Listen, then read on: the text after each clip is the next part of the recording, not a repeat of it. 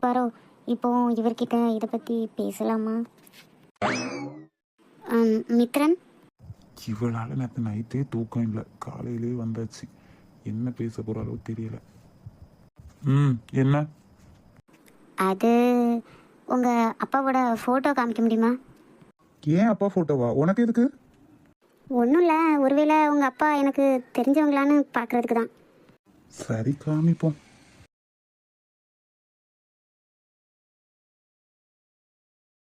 இது இது சூர்யா மாமா, எனக்கு நல்லாவே தெரியும். என்னது? எங்க அப்பாவா உனக்கு தெரியுமா? ஆமாம், எனக்கு இந்த மாமா எங்கள் வீட்டுக்கு 2-3 வாட்டி வந்திருக்காங்க. எங்கள் அம்மா அழுதுகிட்டே அவர்கிட்ட பேசிகிட்டு இருந்தாங்க. நான் கூட அது யாருமா அப்படின்னு கேட்டேன். அப்போ கூட என் அம்மாவோட வீட்டு பக்கத்தில் இருக்கிற அண்ணா உனக்கு மாமா முறை வேணும், ரொம்ப நல்லவர், அப்படி இப்படியெல்லாம் சொல்லியிருக்காங்க. அப்போ கூட அவங்க சொந்த அண்ணான்னு எனக்கு சொல்லவே இல்லை. அப்புறம் இவருக்கு எங்கள் அம்மா விஷம்லாம் வச்சு கொல்லவே இல்லை, எனக்கு நல்லாவே தெரியும். சூர்யா மாமா எங்கள் வீட்டுக்கு ஒரு 2-3 வாட்டி வந்திருக்காங்க. வரும்போதெல்லாம் எனக்கு நிறைய ஸ்நாக்ஸு, டாய்ஸு எல்லாம் வாங்கிட்டு வருவாங்க. அதே மாதிரியே எங்கள் அம்மாவை வா வீட்டுக்கு வந்துடுன்னு கெஞ்சி கூப்பிடுவாங்க. எங்கள் அம்மா சொல்லுவாங்க, இல்லை நான் வரமாட்டேன், நான் ஒரு தப்பு பண்ணிட்டேன், அதனால வரமாட்டேன், கண்டிப்பாக என்னை பெற்றவங்களோட முகத்தில் முழிக்கிற அளவுக்கு எனக்கு தைரியம் இல்லை, அதனால நான் வரவே மாட்டேன்னு சொல்லிட்டு இருப்பாங்க. இவ சொல்றதெல்லாம் உண்மையாக தான் இருக்குமோ? நீ இப்படியெல்லாம் கஷ்டப்படணும்னு உனக்கு என்ன அவசியம் இருக்கு? வந்துடு அப்படி கூப்பிடுவாரு. அப்போ கூட எங்கள் அம்மா போகலை. அதனால தான் சூர்யா மாமா எப்போ வீட்டுக்கு வந்தாலும் எங்கள் அம்மா சமைச்சு கொடுக்குறது எதையுமே சாப்பிட மாட்டாங்க. அவங்க கையால் ஒரு கப் தண்ணி கூட அவர் குடிக்கலை. ஏன் குடிக்கலைன்னா, நீ எப்போ என் கூட வீட்டுக்கு வரேன்னு சொல்கிறியோ நான் உன் கையால் விருந்தே சாப்பிட்றேன், அது வரைக்கும் உன் கையால் நான் பச்சை தண்ணி கூட குடிக்க மாட்டேன்னு சொல்லுவாங்க. காலையில் வருவாங்க, காலையில் இருந்து மத்தியானம் வரைக்கும் உட்காந்து எங்கள் அம்மா கிட்ட பேசிட்டு தான் இருப்பாங்க. என்கிட்ட விளையாடுவாங்க, என் கூடயும் பேசுவாங்க. என்னை கடைக்கெல்லாம் கூட்டிகிட்டு போவார் தெரியுமா? அவ்வளோ சந்தோஷமாக இருக்கும் அவர் வரும்போதெல்லாம். ஆனால் எங்கள் அம்மா தான் அவர்கிட்ட சொல்லுவாங்க, இனிமே இந்த வீட்டு பக்கம் வராதிங்கன்னா உங்களுக்கு தான் ஆபத்து, வராதிங்கன்னு சொல்லுவாங்க. ஓ, அப்படின்னா உங்க அம்மா எங்க அப்பாவுக்கு சாப்பிட்றதுக்கு எதுவுமே கொடுக்கலன்னு சொல்ல வரியா? ஆமாம், அப்படி தான் சொல்ல வரேன். எங்கள் அம்மா அப்படி சொத்துக்கு ஆசைப்பட்டு உங்கள் அப்பாவை கொண்டு இருந்தா கூட ஏன் அந்த சொத்தை தேடி வரவே இல்லை. இப்போ வரைக்கும் எனக்கு தெரியாது. நீங்கள் சொல்லும்போது தான் நீங்கள் சூர்யா மாமாவோட பையன்றதே தெரியும். கண்டிப்பாக எங்கள் அம்மா சாகுற வரைக்கும் என்கிட்ட அவங்க குடும்பத்தை பற்றி எதுவுமே சொன்னது கிடையாது. நீயும் யார் சொத்துக்கும் ஆசைப்படாத, ஏழையாக கூட வாழ்ந்துட்டு, ஆனால் ஏமாற்றி வாழ்ந்துடாதன்னு தான் சொல்லுவாங்க. எதுக்குமே ஆசைப்படக்கூடாதுன்னு சொல்லி தான் வளர்த்தாங்க. ஏன் உங்கள் அப்பாவை கொண்டு இருந்தா எங்கள் அம்மா அவ்வளோ பணக்காரங்களாக இருந்தா ஒன்று சொத்தில் பாதி பங்கு வேணும்னு கேட்டு வந்திருக்கலாம், இல்லைனா உங்கள் அப்பாவை கொண்டு இருந்தா கூட முழு சொத்து வந்திருக்கோன்னு அவங்க நினச்சிருக்கலாம், தேடி வந்திருக்கலாம் இல்லையா? அப்படியெல்லாம் அவங்க தேடி வரவே இல்லை. எனக்கு எனக்கு நல்ல ஞாபகம் இருக்குது. அன்னைக்கு சூர்யா மாமா வந்தார். வந்தப்பவே ரொம்ப ரொம்ப பதட்டமாக இருந்தார். அதுக்கப்புறம் எங்கள் அம்மா கிட்ட ஏதோ சொல்லிட்டு இருந்தாரு. அப்போ என்ன சொன்னாங்கன்னு நீ கேட்கலையா என்ன? நான் 8 வயசு பொண்ணு, எனக்கு என்ன தெரியும்? அவர் நிறைய டாய்ஸ் வாங்கிட்டு வந்தார், அதனால அந்த டாய்ஸ் வச்சு நான் விளையாடிட்டு இருந்தேன். எங்கள் அம்மா கூட அழுதுட்டு இருந்தாங்க, சூர்யா மாமாவும் அழுதுட்டு தான் இருந்தாங்க. ஆனால் எதுக்கு அழுறாங்கன்னு நான் போய் கேட்டதுக்கு கூட சூர்யா மாமா தான் சொன்னாங்க, ஒன்றும் இல்லடா தங்கம், நான் மறுபடியும் வந்து உன்னை கூட்டிகிட்டு போவேன், அங்கே போய் உன் கூட விளையாடுறதுக்கு ஒருத்தங்க இருக்காங்க, நான் உன்னை கூட்டிகிட்டு போயிடுவேன்னுலாம் சொன்னாங்க. அதே மாதிரியே போகும்போது எங்கள் அம்மா கிட்ட சொல்லிட்டு போனாங்க, பத்திரமா இரு, நான் 2 நாளில் வந்து உன்னை கூட்டிகிட்டு போயிடுவேன், எல்லா பிரச்சனையும் முடிஞ்சிடும் அப்படின்ட்டு. ஆனால் சூர்யா மாமா போய் கொஞ்ச நேரத்துலையே எங்கள் அம்மா டான்ஸ் கிளாஸ் போகிறதுக்காக கிளம்பி போனாங்க. அப்போ கூட நான் கேட்டேன், ஏமா சூர்யா மாமா தான் சொன்னாங்களே எங்கேயும் போகாதேன்னு, அப்புறம் ஏன் இப்போ போகிறேன்னு கேட்டேன். அதுக்கு கூட அவங்க மாமா அப்படி தான் சொல்லுவாங்க, ஆனால் நம்ம சாப்பிடணுன்னா அம்மா வேலைக்கு போய் தானே ஆகணும் அப்படின்னு சொன்னாங்க. அதுக்கப்புறம் என்னை கட்டி பிடிச்சி முத்தம்லாம் கொடுத்துட்டு போனாங்க. அதுக்கப்புறம் எங்கள் அம்மா வரவே இல்லை. ஹாஸ்பிட்டல்லேருந்து எங்கள் அம்மாவை அப்படியே மூட்டை கட்டி தான் கொண்டு வந்தாங்க. மனசா ரிலாக்ஸ் ரிலாக்ஸ். எங்கள் அம்மா டான்ஸ் கிளாஸ் போயிட்டு திரும்பும்போது ஏதோ கார் இடிச்சு போயிடுச்சு ஆக்சிடெண்ட்டில். இப்போ இப்போ யோசிச்சு பார்க்குறேன், எங்கள் அம்மா ஆக்சிடெண்ட்ல இறந்துருக்காங்க. எதுக்காக? யாராவது ஆக்சிடென்ட் பண்ணினாங்களான்னு கூட யோசிக்கிறதுக்கு அப்போ எங்களுக்கு நாதி இல்லை. அந்த சுந்தர் சக்கரவர்த்தி கூட கடமைக்கு தான் எங்கள் அம்மாவுக்கு வந்து இறுதி சடங்கெல்லாம் நடத்திட்டு போனாரே தவிர பெருசாக அவருக்கு வருத்தம் இருக்கிற மாதிரி எனக்கு தோணலை. ஆனால் நான் மட்டும்தான் எல்லா வழியும் அனுபவித்தேன். நீங்கள் உங்கள் அப்பாவை இழந்த மாதிரி நானும் எங்கள் அம்மாவை இழந்துட்டு தான் நின்னேன். அதுவும் உங்கள் அப்பா எங்களை பார்த்துட்டு போனேன் அன்னைக்கு எங்கள் அம்மா இறந்துருக்காங்க அப்படின்னா நான் கூட சொல்லலாமே, உங்கள் அப்பா தான் எங்கள் அம்மா சாவுக்கு காரணம் அப்படின்னு. நான் சொல்லவா உங்கள் அப்பா தான் காரணம்னு?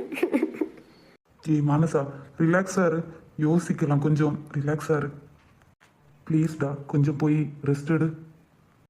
ஒன்றும் வேணாம், எனக்கு கஷ்டமாக இருக்கு. அம்மு ப்ளீஸ் டி, நான் சொன்ன கேட்பல, போய் கொஞ்சம் ரெஸ்ட் எடு.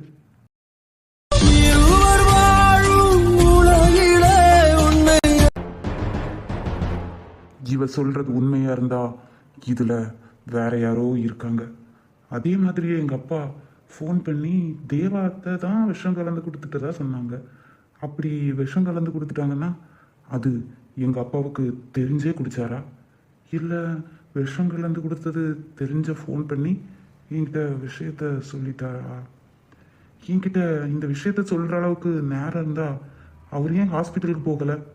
ஒருவேளை ஹாஸ்பிட்டல் போற வழியில தான் ஆக்சிடென்ட் ஆகி இறந்துட்டாரா என்ன? ஆனா இவ தான் தெளிவா சொல்றாளே, எங்க அப்பா அவங்க அம்மா கையால ஒரு கப்பு தண்ணி கூட குடிச்சது இல்லைன்னு.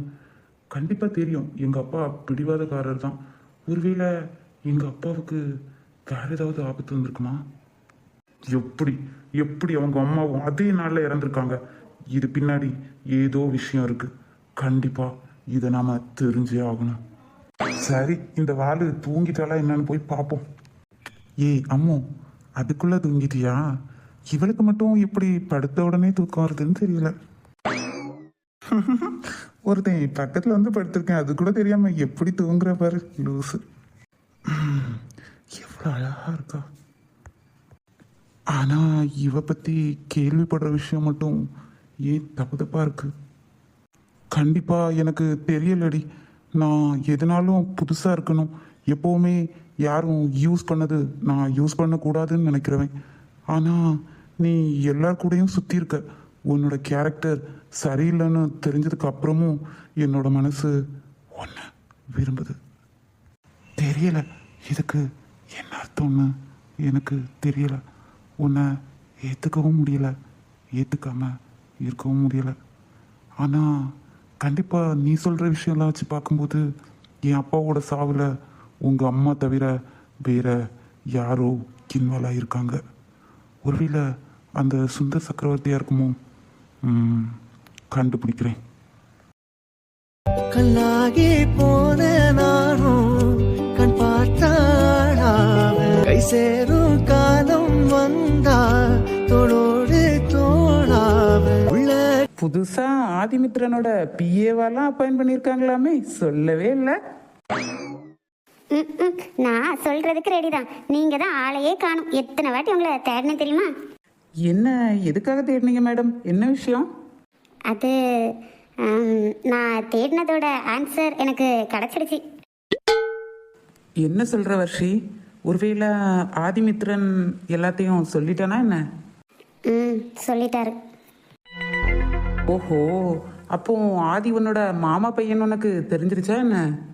ஆமா, நேத்தைக்கு தான் அவரு என்கிட்ட சொன்னாரு. அதோட கேவலமா உங்க அம்மா தான் உங்க அப்பாவோட சாவுக்கு காரணம் அப்படின்னு நினைச்சுதான் உன்னை பழி வாங்குறதா சொன்னானா என்ன? ஆமாண்ணா. அதெல்லாம் கிடையாது. ஆனா அவன் உன்னை கஷ்டப்படுத்தணும்னு நினைக்கிறதே இல்லை. ஓ, கஷ்டப்படுத்தணும்னு நினைக்கலன்னு சொல்லிட்டு அவ்வளோ கஷ்டப்படுத்துறாரா? நீ இப்படி சொல்ற, ஆனா அவன் இப்ப வரைக்கும் அவன் மட்டும்தான் உன்னை கஷ்டப்படுத்தியிருக்கான். வேற யாரும் கஷ்டப்படுத்தாம பார்த்துட்டு இருந்திருக்கான். நல்லா யோசிச்சு பாரு. அன்னைக்கு தமிழ் கிட்ட இருந்தெல்லாம் உன்னை காப்பாத்திருக்கான். சின்ன திருத்தணக்குல நான் காப்பாத்தல, விலை கொடுத்து வாங்கினாரு. அவன் காப்பாத்தின முறை தான் தப்பு. ஏதோ 50 லட்சம் கொடுத்து உன்னை வாங்கின மாதிரி கொண்டு வந்து வச்சிருக்கான். அதுவும் பாதுகாப்பா அவன் கண்ட்ரோல்ல இருக்கணுங்கிறதுக்காக தான் அவன் வீட்டிலேயே வச்சிருக்கான். அதே மாதிரியே எப்பவுமே உன்னை பார்த்துட்டே இருக்கணும்னு தானே அவன் பிஏவாவே உன்னை அப்பாயிண்ட் பண்ணியிருக்கான். இதெல்லாம் வச்சு உனக்கு என்ன தோணுது? ம். எனக்கு பெருசாக ஒன்றும் தோணலை. நீங்கள் என்ன சொல்ல வரீங்கன்னு புரியுது.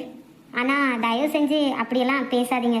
சத்தியமாக அவரோட வசதிக்கும் என்னோட தகுதிக்கும் எல்லாம் ஒத்தே வராது. என்ன வர்ஷி இப்படியெல்லாம் பேசுற? காதல்னு வந்துட்டா வசதி வாய்ப்பெல்லாம் பார்ப்பீங்களா என்ன?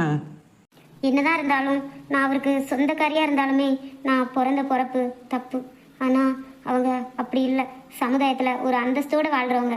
அவங்க வாழ்க்கையிலெல்லாம் ஒரு பேர் வந்துடவே கூடாது. அதனால தான் நீங்கள் இந்த விஷயத்த இதோட விட்டுடுங்கண்ணா ப்ளீஸ். இல்லை வர்ஷினி, எனக்கு கண்டிப்பாக தெரியும் அவனை நீயும் காதலிக்கிறேன்னு. ஆனால் நம்ம மனசுக்கு எதுவுமே சொன்னால் புரியாது. அதான் யார் மேலே வேணாலும் எப்போ வேணாலும் ஆசை வரலாம். ஆனால் அந்த ஆசை நிறைவேறதுக்கு நமக்கு ஒரு தகுதி வேணும். அதான் சொல்கிறேன். இப்படி சொல்லிட்டு இருந்தா எப்படி வர்ஷி? அட போம்மா, எல்லா பொண்ணுங்களும் இப்படியே சொல்லிட்டு இருந்தா என்ன அர்த்தம்? நீங்கள் எதை வச்சு சொல்கிறீங்கன்னு எனக்கு நல்லாவே தெரியும்.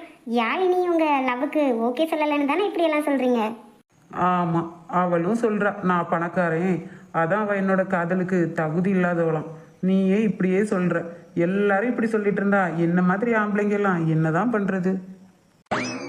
என் கதையை விடுங்கண்ணா. ஆனால் யாழினி உங்களை விரும்புகிறா. அது எனக்கு கன்ஃபார்மாக தெரியும். நீங்கள் அவகிட்ட கேட்டு பிரயோஜனமே இல்லை. டைரெக்டாக வீட்டுக்கு போய் அவங்க பேரண்ட்ஸ் கிட்ட பொண்ணு கேளுங்க. கண்டிப்பாக ஒத்துக்குவாங்க. ஏன் என்னாச்சு வர்ஷி? ஒன்றும் இல்லை, யாழினிக்கு வீட்டில் மாப்பிள்ளை பார்த்துட்டு இருக்காங்க. கூடிய சீக்கிரமே கல்யாணமும் பண்ணுவாங்க. என்ன சொல்ற நீ? ஆமாம், எனக்கு தெரியும். என்கிட்ட அவள் சொன்னா மாப்பிள்ளை பார்க்குறத பற்றி. அதனால தான் நீங்கள் முந்திக்கோங்க.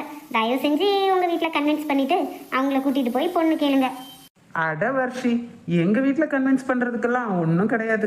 எங்க அம்மா அப்பா கிட்ட எல்லாம் ஒரு ஃபோட்டோவை காமிச்சிட்டேன். அவங்களுக்கு பொண்ணை ரொம்ப பிடிச்சிருக்கு. எங்க அம்மா இப்பவே என் மருமகளை கூட்டிட்டு வாடான்னு சொல்றாங்க. அப்போ எதுக்கு இன்னும் இந்த தயக்கம்?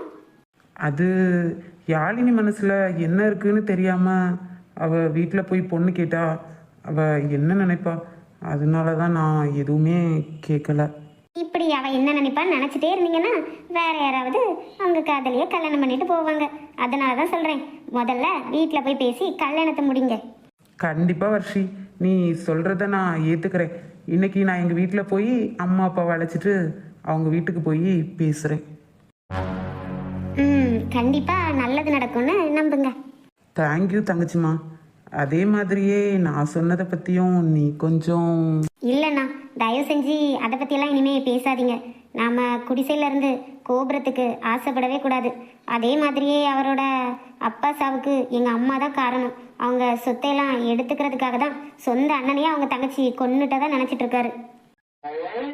அப்படி இருக்கிறப்போ அவரை காதலிக்கிறேன்னு சொன்னாலே அவர் என்ன சொல்லுவார்னா, அவரோட பணம் காசுக்காக ஆசைப்பட்டு தான் நான் அவரை காதலிக்கிறேன்னு சொல்லுவார். அண்ணான்னு கூப்பிட்றேன். அதை நம்பி தான் நான் உங்ககிட்ட இதையெல்லாம் பேசுகிறேன்னா. சரி தங்கச்சிம்மா, இதுக்கு மேலே நான் உங்ககிட்ட எதுவும் கம்பல் பண்ணா அது சரியா இருக்காது. சரிண்ணா, அப்போ போய் உங்கள் ஃப்ரெண்டை பாருங்க. டேய் வாடா மாப்பிள்ள, என்ன இவ்வளோ நாளா ஆளையே காணோம்? எங்கே தாண்டா போனேன்? டேய், பிஸ்னஸ் செட் பண்ணுறதுக்கு எல்லாம் அரேஞ்ச் பண்ணிட்டு இருந்தேன்டா. நான் சீக்கிரமாகவே பிஸ்னஸ் ஸ்டார்ட் பண்ணிடுவேன். பிஸ்னஸ் ஸ்டார்ட் பண்ணுறதுக்கு தான் உன்னோட அப்பாயின்மெண்ட் கொடுக்க வேண்டியிருக்கு. டேய் எதுக்குடா என்னோட அப்பாயின்மெண்ட் எல்லாம்? இல்லைடா, நீ தான் என்னோட பிஸ்னஸை ஸ்டார்ட் பண்ணி வைக்கணும். அதுக்காக தான். ஒரு வார்த்தை நீ சொன்னாலே போதும். எவ்வளோ வேலை இருந்தாலும் அதெல்லாம் முக்கியம் கிடையாது. நீ பிஸ்னஸ் ஸ்டார்ட் பண்ணுற நாள் அன்னைக்கு நான் வந்து கலந்தே தீருவேன், சரியா? டேய் ஆனால் என்னதான் நம்ம கூட இருந்து சப்போர்ட்டிவாக இருந்தாலும் உங்கள் அம்மா அப்பாவுக்கு ஃபஸ்ட்டு ப்ரிஃபரன்ஸ் கொடுக்கணும்டா. அவங்க பிஸ்னஸ் ஆரம்பித்தா அது ரொம்பவே பெஸ்ட்டாக இருக்கும். சரிடா மச்சி, நீ சொன்னால் சரியாக தான் இருக்கும்.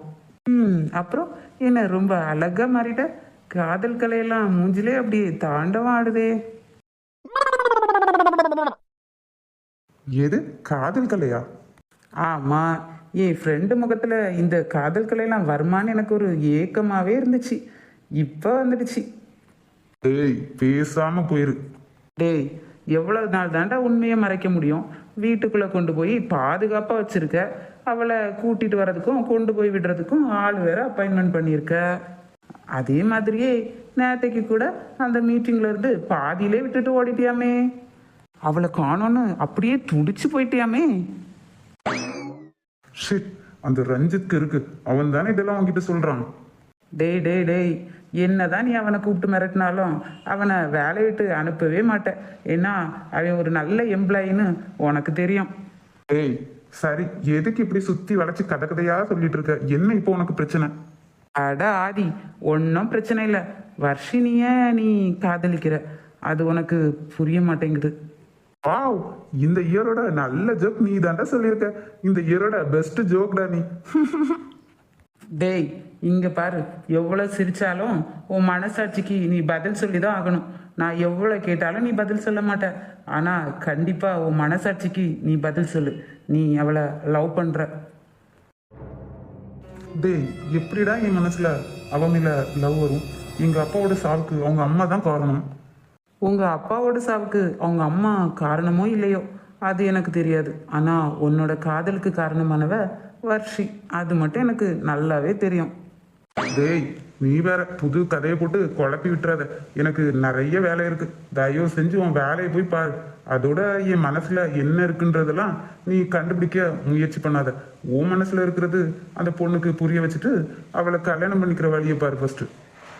அதெல்லாம் நாங்க பாத்துக்கிறோம். நீ வர்ஷிய லவ் பண்றியா இல்லையா அதை சொல்லு ஃபர்ஸ்ட். இல்ல, நான்லாம் லவ் பண்ணல. சரி ஓகே, அப்ப சரி.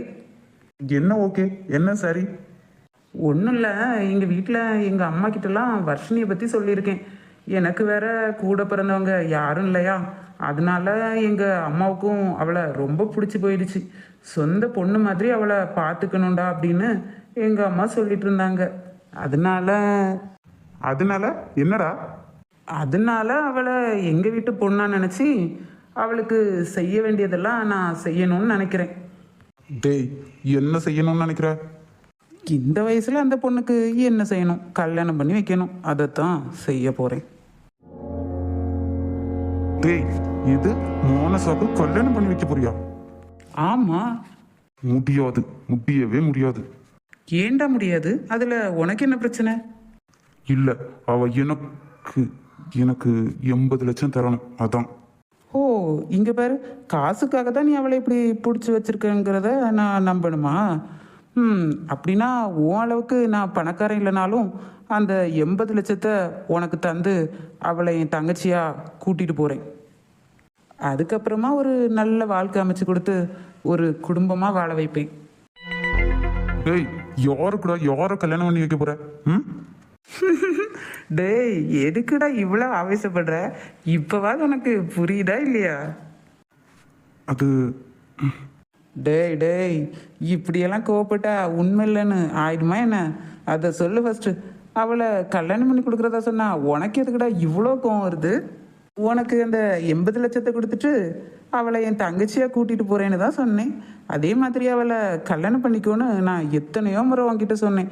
ஆனால் நீ கண்டிப்பாக அவளை நான் கல்யாணம் பண்ணிக்கவே மாட்டேன்னு சொல்லிட்டேன். அப்புறம் என்ன, அந்த பொண்ணை வேற யாருக்கும் கல்யாணம் பண்ணி கொடுத்தா அவள் சந்தோஷமாக வாழ போகிறா. அதனால தானே சொல்கிறேன். அதுக்கு ஏன் உனக்கு இவ்வளோ கோவம் வருது? இல்ல, அவ சந்தோஷமா வாழக்கூடாது. எங்க அப்பா சாவுக்கு காரணமானவளை நான் சும்மாவே விட மாட்டேன். டேய், சும்மா விட மாட்டேன்னு இப்படி அவளை நீ மட்டுமே வச்சு பார்த்துப்பேன்னு சொல்லிட்டு இருந்தா என்னடா அர்த்தம்? இப்போ கூட பாரு, அவளை சொகுசாக தானே அங்கே உட்கார வச்சிருக்க. எல்லாம் ஏன் உன் மனசில் அவ இருக்கான்னு உனக்கு புரியவே மாட்டேங்குதுடா. இல்ல இல்ல, என் மனசுல அவ இல்லவே இல்லை. இங்கே பாரு ஆதி, ஃபர்ஸ்ட் நீ கோவத்தை கண்ட்ரோல் பண்ணு. எதுக்கு இப்படி கோவப்படுற? நான் வர்ஷினியை என் தங்கச்சியாக கூட்டிகிட்டு போகிறேன்னு தான் சொன்னேன். அதை கூட உன்னால் தாங்கிக்க முடியலை. எனக்கு தெரியும்டா உன் மனசில் அவ இருக்கா.